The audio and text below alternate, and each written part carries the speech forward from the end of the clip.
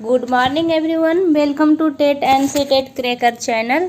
इस वीडियो में हम लोग एनसीईआरटी बुक ज्योग्राफी चैप्टर 5 को डिस्कस करेंगे, जो कि हमारा सीटेट पेपर 2 के लिए वेरी इम्पोर्टेंट होता है।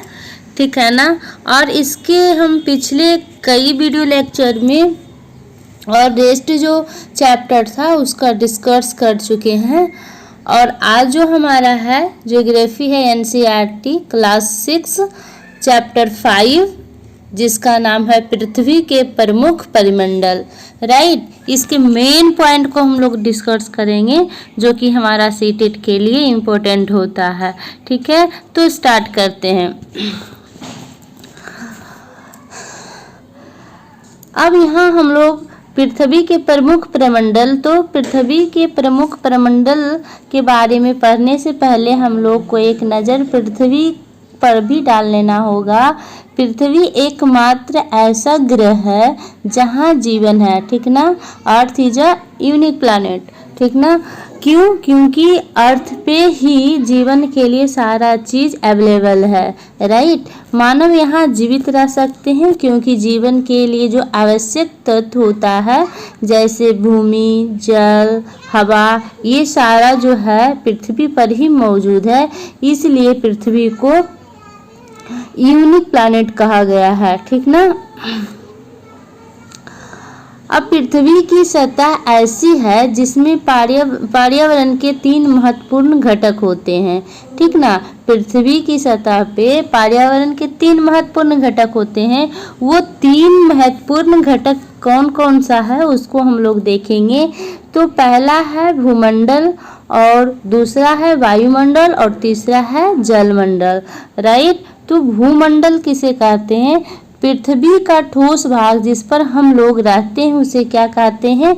भूमंडल कहते हैं। ठीक ना। भूमंडल जो होता है, जो गैस की परतें होती हैं और पृथ्वी के चारों ओर से घिरी होती है, उसे क्या कहते हैं? वायुमंडल कहते हैं। ठीक है। तो पर्यावरण के 3 महत्वपूर्ण घटक है। कौन कौन? भूमंडल, वायुमंडल और जलमंडल। राइट। तो भूमंडल किसे कहते हैं? जहाँ हम लोग रहते हैं उसे भूमंडल कहते हैं। और वायुमंडल किसे कहते हैं? तो गैस की परतें जो पृथ्वी के चारों ओर से घेरती है उसे क्या कहते हैं? वायुमंडल कहते हैं। और जलमंडल, पृथ्वी के बहुत बड़े भाग पर जल पाया जाता है, उसे हम जलमंडल कहते हैं। ठीक है। तो हम लोग यहाँ तक हम क्या ऑब्जर्व किए कि हमारा जो पृथ्वी है उसकी सतह पर पर्यावरण के 3 महत्वपूर्ण घटक होते हैं जो आपस में मिलते हैं, है ना। और ये तीनों जो है एक दूसरे को प्रभावित करते हैं। डैट मीन्स एक दूसरे से रिलेटेड है। ठीक ना। तो ये तीनों जो घटक है ये इम्पोर्टेंट है, भूमंडल, वायुमंडल और जलमंडल। राइट। अब जलमंडल जो है, जलमंडल का जो तीनों फॉर्म है, तीनों जो अवस्था होता है वो हमारा पृथ्वी पर उपस्थित है। जलमंडल का 3 अवस्था कौन कौन सा होता है? तो बर्फ, जल और जलवाष्प, है ना। सॉलिड, लिक्विड और गैसेस, तीनों फॉर्म में ये अवेलेबल है। राइट। अब हम लोग देखेंगे कि भूमंडल, तो भूमंडल जो है पृथ्वी के ठोस भाग को क्या कहते हैं? भूमंडल कहते हैं। ठीक ना। और ये भूमंडल पृथ्वी के सतह को 2 मुख्य भागों में बांटा जा सकता है। भूमंडल को कितने भागों में बांटा जा सकता है? तो 2 भागों में बांटा जा सकता है। सबसे पहला जो भाग होगा वो महाद्वीप होगा और दूसरा महासागर होगा। ठीक ना। तो महाद्वीप किसे कहते हैं? तो बड़े स्थलीय भूभाग को क्या कहते हैं? महाद्वीप कहते हैं। और बड़ा जलाशय भाग को महासागरीय कहते हैं। ठीक ना। तो पृथ्वी की जो सतह होता है उसको कितने भाग में बांटा गया? 2 भाग में। पहला महाद्वीप, दूसरा महासागर। तो सतह का जो बड़ा भाग होता है उसे महाद्वीप कहते हैं, और जो जलाशय का बड़ा भाग होता है उसे महासागर कहते हैं। और ये जो है विश्व के सभी महासागर जो है आपस में एक दूसरे से जुड़े हुए हैं, ठीक ना। विश्व के जितने महासागर हैं वो सारे आपस में एक दूसरे से कनेक्टेड हैं, ठीक। नेक्स्ट हम लोग पॉइंट देखेंगे। नेक्स्ट पॉइंट है विश्व का सबसे ऊंचा माउंट एवरेस्ट, है ना। विश्व का सबसे ऊंचा शिखर जो है उसे क्या कहा जाता है, उसे माउंट एवरेस्ट कहा जाता है, जो कि समुद्र तल से 8,848 मीटर ऊंचा है, ठीक ना। यहाँ तो बात आती है सबसे ऊंचा शिखर को माउंट एवरेस्ट कहेंगे, लेकिन सबसे जो गड्ढा होगा, गहरा होगा, उसको हम क्या कहते हैं, तो विश्व का सबसे गहरा भाग प्रशांत महासागर का जो है उसे मरियाना गर्त कहते हैं, ठीक ना। यहाँ से आप दो बात याद रखेंगे कि विश्व का जो सबसे ऊंचा जगह है उसको शिखर कहा जाता है। वो कौन सा शिखर है, तो माउंट एवरेस्ट के नाम से जाना जाता है, जिसकी अगर लेंथ की बात हम करें, हाइट की बात करें, तो उसका समुद्र तल से 8,848 मीटर ऊंचा है, ठीक ना।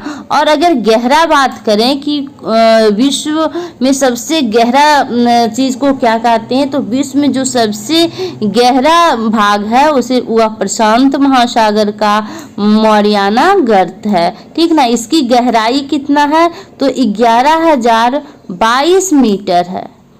इसकी गहराई कितना है, 11,022 मीटर। और जो सबसे ऊंचा भाग है विश्व का, उसका ऊंचाई कितना है, तो उसका ऊंचाई 8,848 मीटर है, ठीक है। अब हम लोग देखेंगे महाद्वीप। तो महाद्वीप किसे कहते हैं, जो भूभाग होता है, जो पृथ्वी का बड़ा भाग होता है उसे क्या कहते हैं, महाद्वीप कहते हैं, ठीक ना। भूमि का जो बड़ा भाग होता है उसे महाद्वीप कहते हैं। और विश्व में कितने महाद्वीप हैं, तो विश्व में हमारा पृथ्वी पे 7 महाद्वीप हैं। पृथ्वी पे कितने महाद्वीप है, तो 7 महाद्वीप है। डैट मीन्स जो हमारा भूमि है, पृथ्वी है, भूमंडल है, उसको 7 भागों में बांटा गया है, ठीक ना। ये विस्तृत जल राशि के द्वारा एक दूसरे से अलग है, ठीक ना। ये हम लोग क्या देखे थे कि सागर जो है एक दूसरे से, महासागर जो है एक दूसरे से कनेक्टेड है, लेकिन जो महाद्वीप है वो एक दूसरे से कनेक्टेड नहीं है। उसको डिस्कनेक्ट कौन करता है, तो उसको डिस्कनेक्ट करता है जलाशय, यानी सागर, है ना। जलाशय उसको डिस्कनेक्ट करता है। तो ये महाद्वीप जो 7 महाद्वीप है वो कौन कौन है, उसको हम लोग ध्यान में रखेंगे, क्योंकि यहाँ से क्वेश्चन बनने का आशा होता है, ठीक ना। तो ये जो 7 महाद्वीप है, फर्स्ट एशिया, यूरोप, अफ्रीका, उत्तर अमेरिका, दक्षिण अमेरिका, ऑस्ट्रेलिया, अंटार्कटिका, है ना। ये विश्व के मानचित्र में दिखाएं तथा ध्यान दीजिए कि स्थल का बहुत बड़ा भाग उत्तरी गोलार्ध में पाया जाता है। ये इम्पोर्टेंट पॉइंट है कि स्थल का सबसे बड़ा भाग किस गोलार्ध में पाया जाता है, तो उत्तरी गोलार्ध में पाया जाता है, ठीक है।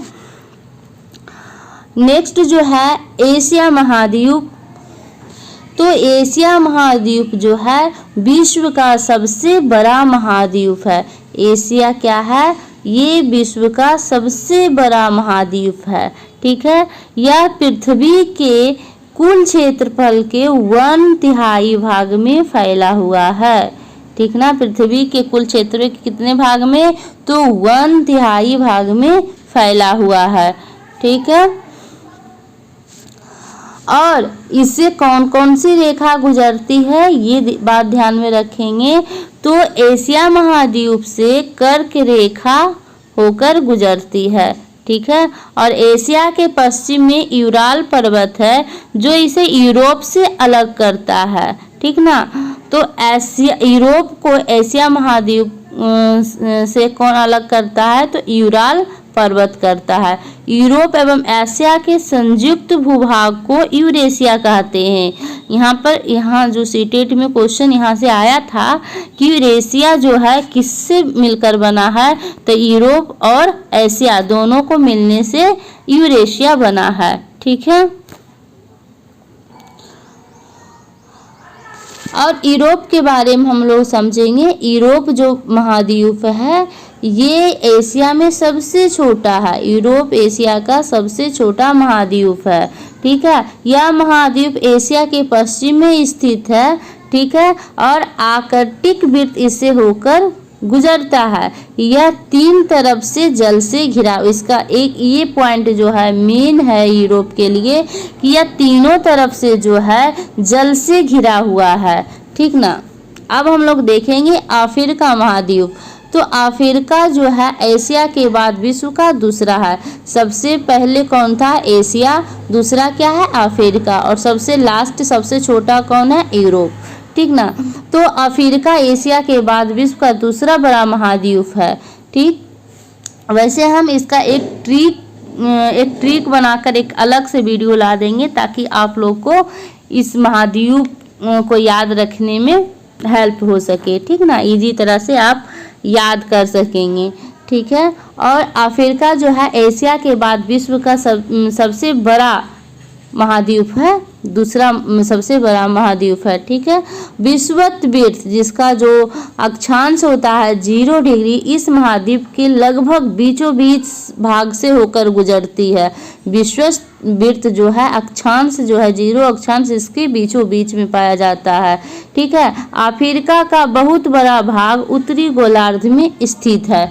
ठीक है। अफ्रीका का बड़ा जो भाग है वो किस गोलार्ध में स्थित है? तो उत्तरी गोलार्ध में स्थित है। और स्थल का बहुत बड़ा भाग जो है उत्तरी गोलार्ध में ही स्थित है। और अफ्रीका भी कहाँ है? उत्तरी गोलार्ध में है।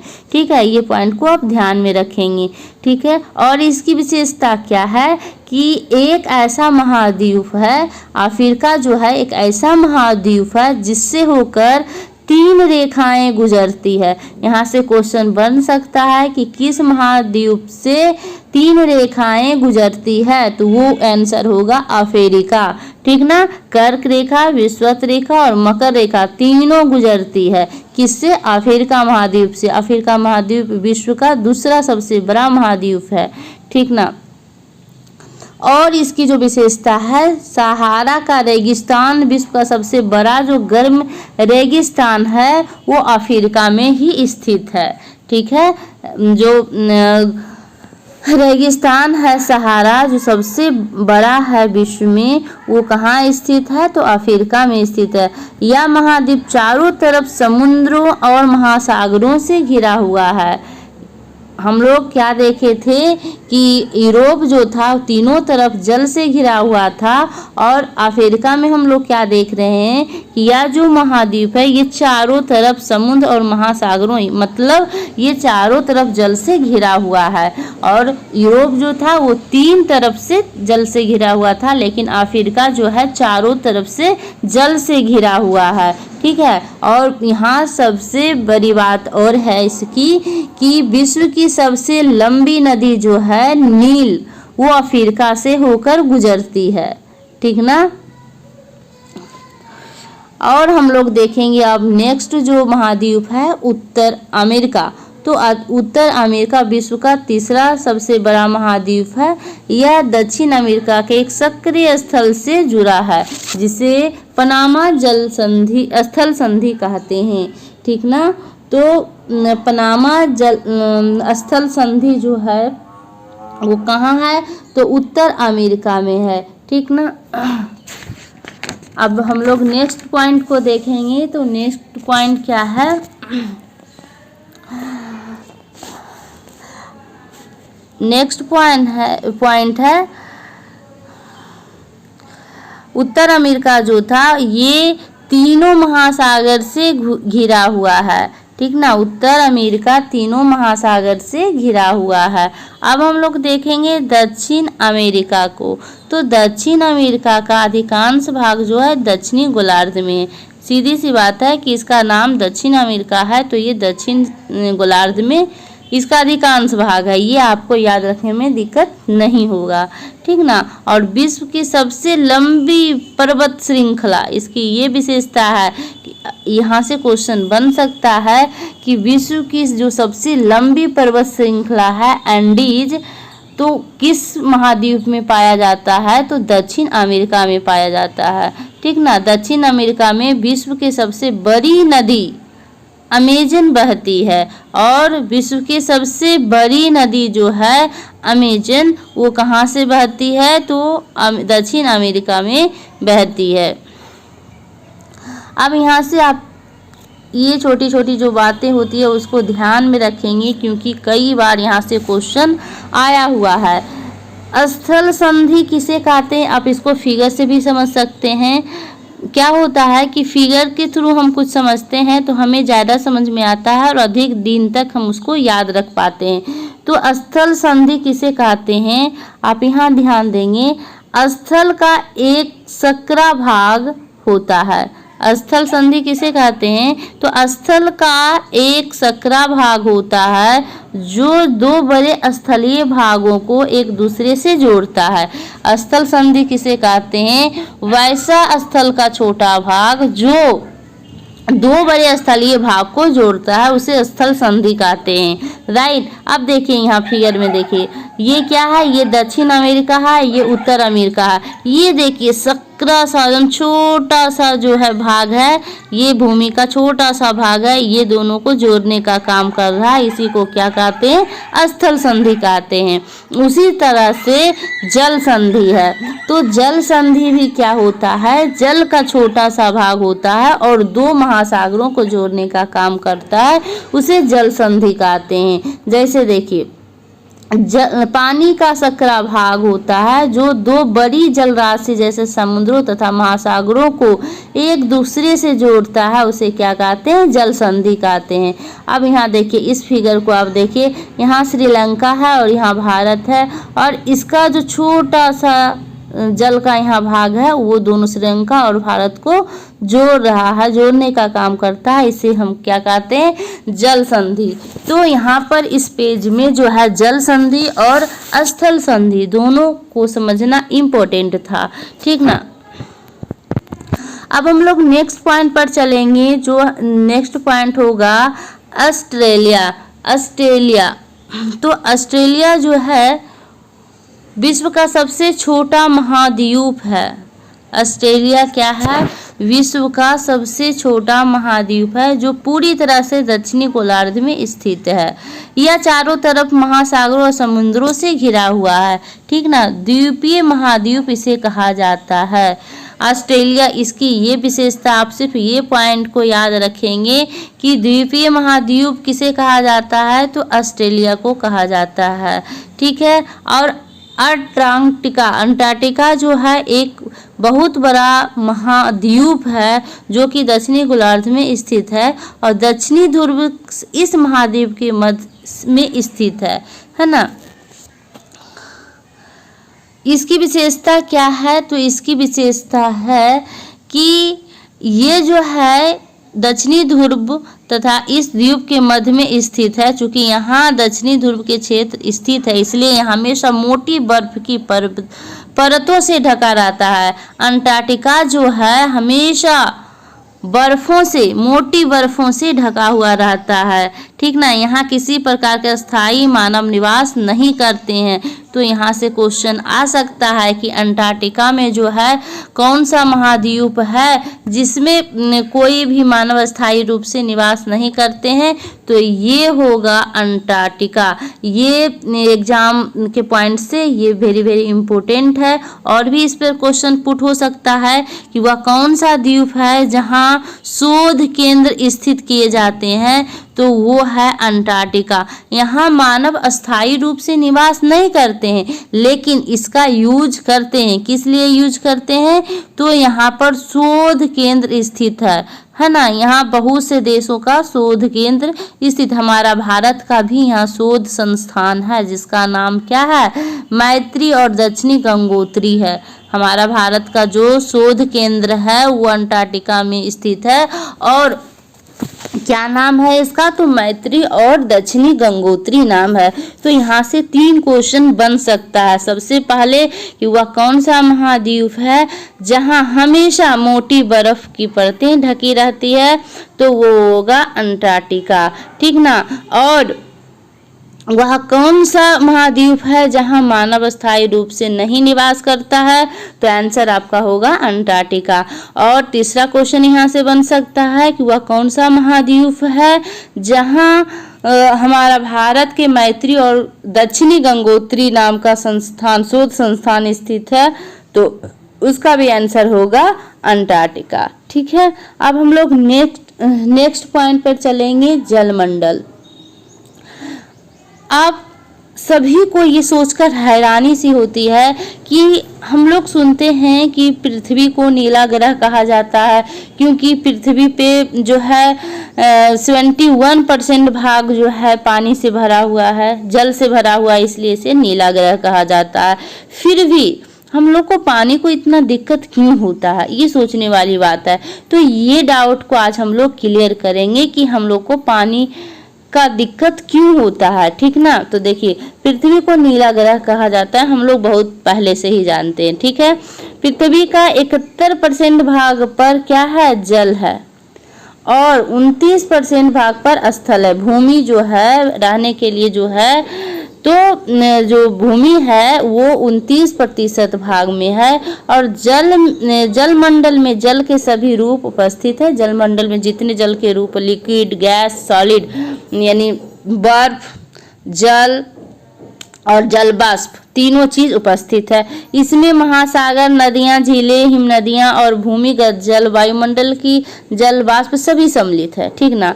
अब बात आती है कि पृथ्वी पर पाए जाने वाले जल का 97% से अधिक भाग महासागरों में पाया जाता है। क्या है कि पृथ्वी पर पाए जाने वाले जल का 97% जो भाग है वो कहाँ पाया जाता है? तो महासागर में पाया जाता है। और वह जो जल है इतना खारा है कि हम लोग उसको पी नहीं सकते हैं। तो हम लोग के पास जो पीने योग्य जल बचा वो कितना बचा? तो 3% बचा, क्योंकि 97 जो है महासागर में है। 97 कहाँ है? महासागर में है। तो 3% जो हमारा जल है वो क्या है? पीने योग्य है।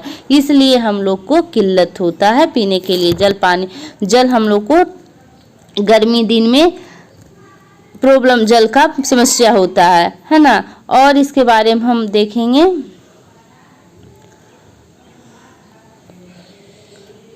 मानव के उपयोग में नहीं आ सकता है, क्योंकि वो जो जल है 97% जो जल है वो महासागर में है, वो बहुत खारा है। शेष जल का बहुत बड़ा भाग जो है वो बर्फ की पर्वतों एवं हिम नदियों तथा भूमिगत जल के रूप में पाया जाता है। जो शेष 3% हमारा जो जल बचा उसमें भी क्या है? उसमें बर्फ की परत है।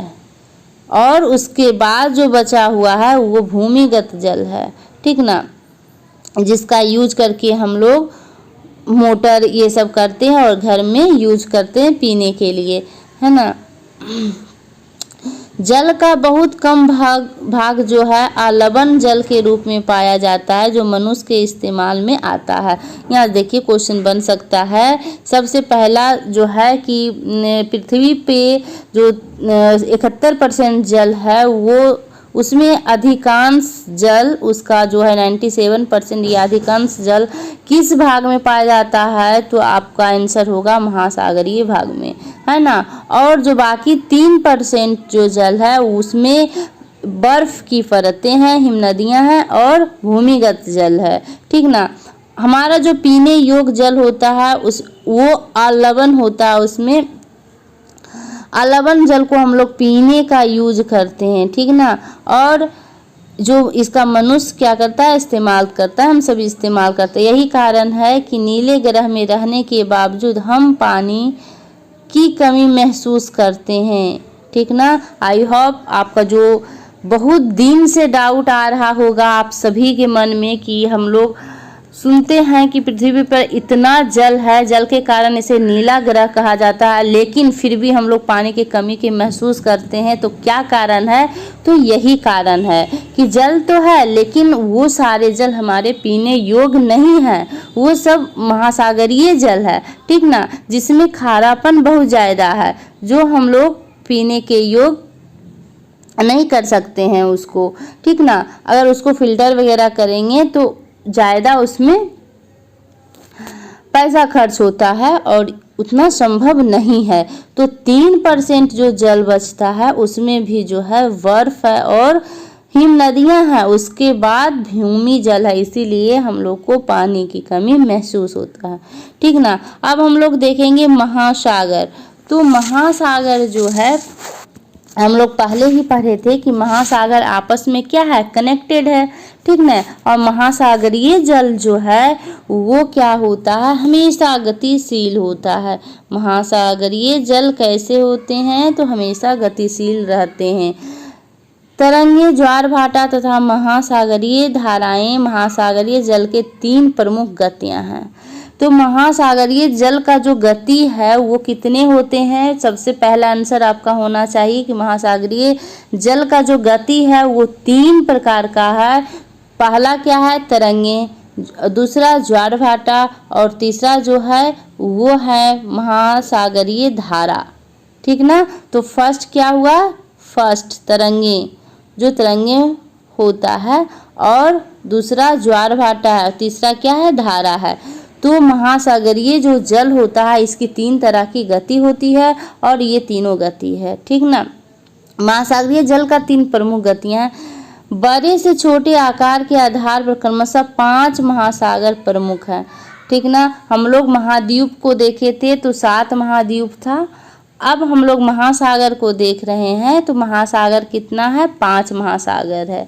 कौन कौन? प्रशांत महासागर, अंटार्कटिक महासागर, हिंद महासागर, दक्षिणी महासागर और आर्कटिक महासागर।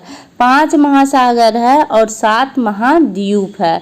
तो अब हम लोग महासागर को समझेंगे कि किस महासागर में क्या वहाँ की विशेषता है, ठीक ना।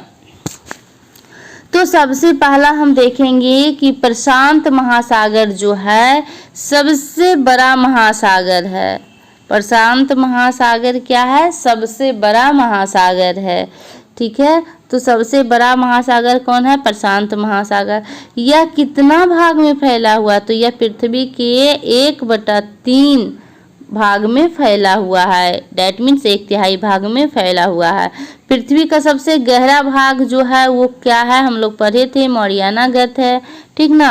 और जब जो सबसे ऊंचा भाग है उसे क्या? माउंट एवरेस्ट कहा जाता है, ठीक है। महासागर में स्थित है, जो गहरा है, जो गहरा पार्ट है पृथ्वी का, स्वाभाविक सी बात है वो कहाँ स्थित रहेगा? तो महासागर में रहेगा। प्रशांत महासागर लगभग वृत्ताकार है। प्रशांत महासागर का शेप कैसा है? तो वृत्ताकार है, ठीक है। एशिया, ऑस्ट्रेलिया, उत्तर और दक्षिण अमेरिका इसके चारों ओर स्थित है। इसके चारों ओर जो है एशिया, ऑस्ट्रेलिया, उत्तर एवं दक्षिण अमेरिका जो स्थित है, ठीक है। और हम लोग देखेंगे दूसरा महासागर। तो दूसरा महासागर है अटलांटिक महासागर। ये विश्व का दूसरा नंबर पर आता है। अंटार्कटिक महासागर जो है ये विश्व का दूसरा नंबर पर आता है। और हम लोग अभी देखे थे कि प्रशांत महासागर जो है वो किस आकार का है? तो वृत्ताकार आकार का है। लेकिन अंटार्कटिक महासागर जो है ये किस आकार का है? तो अंग्रेजी का जो भाषा के अक्षर यस है उसके आकार के इस तरह से है, ठीक ना। तो इसकी विशेषता आप ज़्यादा ध्यान में रखेंगे। अंटार्कटिक महासागर यस अक्षर के आकार का है। इसके पश्चिमी किनारे पर उत्तर और दक्षिण अमेरिका है, ठीक ना। पश्चिम किनारे पर क्या है? उत्तर और दक्षिण अमेरिका है, ठीक ना। और यह अनियमित और तंदुरित तटरेखा प्राकृतिक पोताश्रय एवं पतनों के लिए आदर्श स्थिति है। यहाँ जो है पोताश्रय के लिए ज़्यादा अनुकूल है, ठीक ना। व्यापार की दृष्टि से सबसे व्यस्त महासागर जो है वो है, ठीक ना। व्यापार की दृष्टि से अगर हम बात करें तो सबसे व्यस्त महासागर कौन है, तो ये है अल्टार्कटिक महासागर। हिंद महासागर की अगर बात हम करें तो ये यूनिक महासागर है, जो कि ऐसा महासागर जिसका नाम किसी देश के नाम पर रखा गया। हमारा हिंदुस्तान है, इसी के अनुसार इसका नाम हिंद महासागर रखा गया है और ये यूनिक है, ठीक ना। तो हिंद महासागर ही एक ऐसा महासागर जिसका नाम किसी देश के नाम पर यानी हमारा भारत पर रखा गया है। यह महासागर लगभग त्रिभुजाकार है ना। ये त्रिभुज के तरह है, तो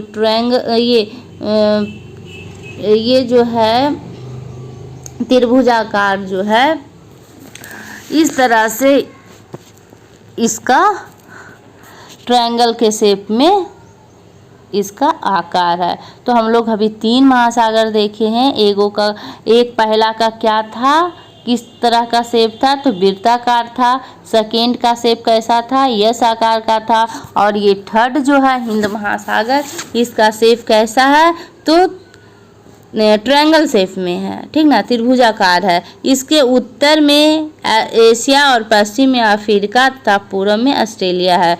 उत्तर में क्या है, एशिया है, यहाँ एशिया है, और पश्चिम में अफ्रीका है, और इसका पूर्व में जो है ऑस्ट्रेलिया है स्थित है, ठीक ना।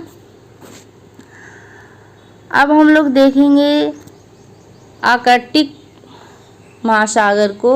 तो आर्कटिक महाद्वीप के चारों ओर से दक्षिणी महासागर जो है आर्कटिका महाद्वीप के चारों ओर से घेरता है। यह आर्कटिक महाद्वीप से उत्तर की ओर 60 डिग्री दक्षिण अक्षांश तक फैला हुआ है, ठीक है। आर्कटिक महासागर की अगर बात करें तो उत्तर ध्रुव पे ये स्थित है तथा उत्तर ध्रुव के चारों ओर फैला हुआ है। यह प्रशांत महासागर से छिछले जल वाले एक सक्रिय भाग से जुड़ा हुआ है, ठीक ना। किस महासागर से आर्कटिक महासागर जुड़ा हुआ है, तो प्रशांत महासागर से जुड़ा हुआ है। ये बात को आप ध्यान में रखेंगे, जिसे बेरिंग जल संधि के नाम से जाना जाता है। यहाँ से 2 क्वेश्चन बन सकता है कि बेरिंग जल संधि किसे कहा जाता है, तो बेरिंग जल संधि वैसा भाग को कहा जाता है जो आर्कटिक महासागर प्रशांत महासागर से जुड़ता है, सकरा भाग से जुड़ता है, ठीक ना। यह उत्तर अमेरिका के उत्तरी तट यूरेशिया से घिरा हुआ है। अब हम लोग देखेंगे वायुमंडल।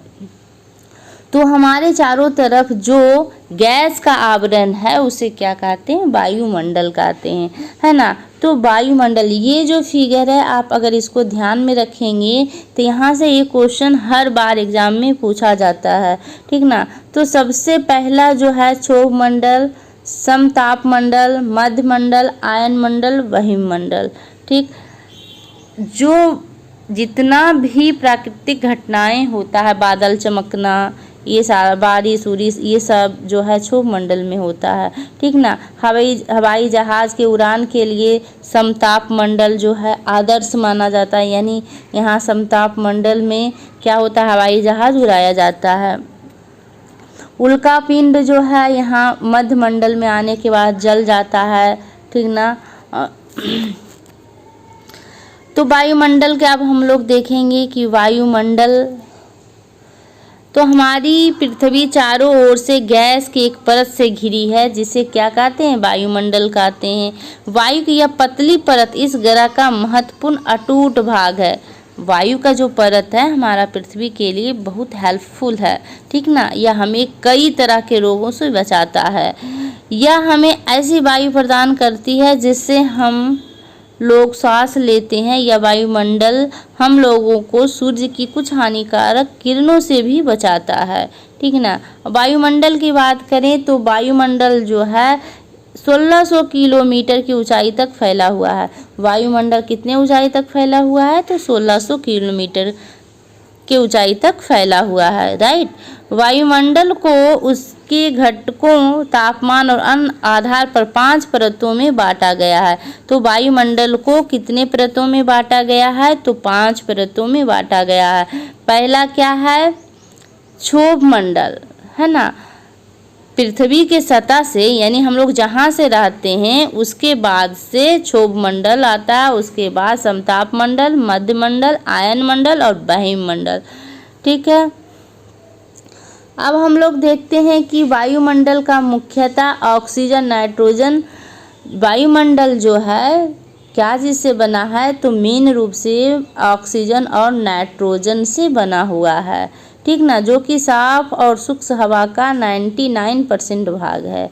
ठीक ना, आयतन के अनुसार नाइट्रोजन का प्रतिशत जो है 78 और ऑक्सीजन 21% और दूसरी जो गैसेस है सारा गैस मिलाकर 1% होता है। ठीक ना, ऑक्सीजन श्वास लेने के लिए आवश्यक है। हम लोग सभी जानते हैं कि ऑक्सीजन क्या है, श्वास लेने के लिए आवश्यक है, लेकिन इसके बारे में हम लोग कम जानते हैं। और नाइट्रोजन किस लिए आवश्यक है, तो प्राणी को वृद्धि के लिए नाइट्रोजन आवश्यक है।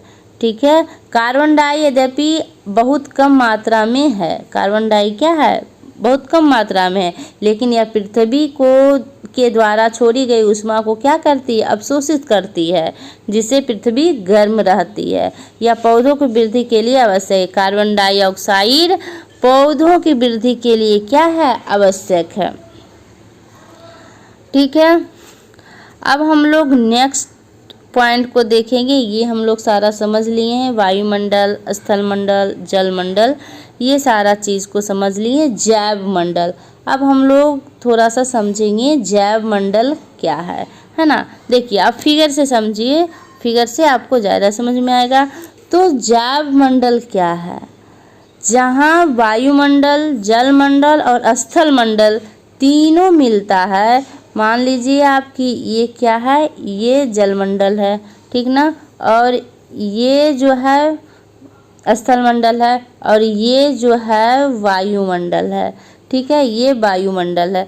तो जहाँ तीनों मिला यानी इस एरिया को हम कहेंगे जैव मंडल। इस एरिया को क्या कहेंगे, जैव मंडल, क्योंकि जहाँ तीनों मिलता है उसी एरिया को हम कहेंगे जैव मंडल, और वहीं पर सारा जीव रहता है, वही जीवन संभव है। ठीक है ना, अगर तीनों में से कोई एक नहीं रहेगा तो जीवन संभव नहीं है।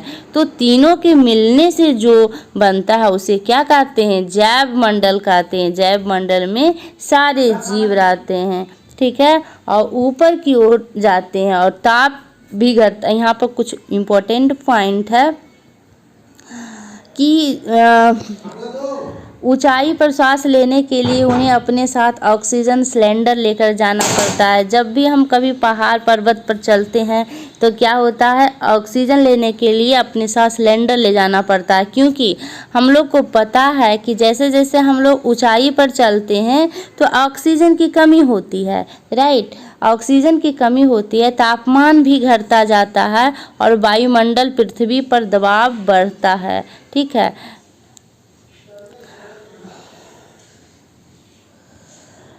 एक स्थल से दूसरे स्थल पर अलग अलग होता है। कुछ क्षेत्र में हम अधिक दाब महसूस करते हैं जबकि कुछ क्षेत्र में कम दाब महसूस करते हैं। ठीक ना, वायु उच्च दाब से निम्न दाब की ओर बहती है। वायु किस तरह से बहती है, तो उच्च दाब से निम्न दाब की ओर बहती है। ये बात आप ध्यान में रखेंगे, यहाँ से क्वेश्चन बनता है कि वायु जो है, वायु की गति किस तरह होता है, तो उच्च दाब से निम्न दाब की ओर बहती है। गतिशील वायु को क्या कहते हैं, पवने कहते हैं। अब हम लोग थोड़ा सा और डीपली में जान लेंगे जीव मंडल को। ठीक ना, तो जीव मंडल क्या है, स्थल, जल तथा हवा के बीच का एक सीमित भाग है। जीव मंडल क्या है, स्थल का एक छोटा सा भाग है जहाँ जल, हवा और स्थल तीनों मिलता है, उसे हम जीव मंडल कहते हैं। यहाँ ही जीवन अवेलेबल होता है, जीवन संभव होता है। ठीक है।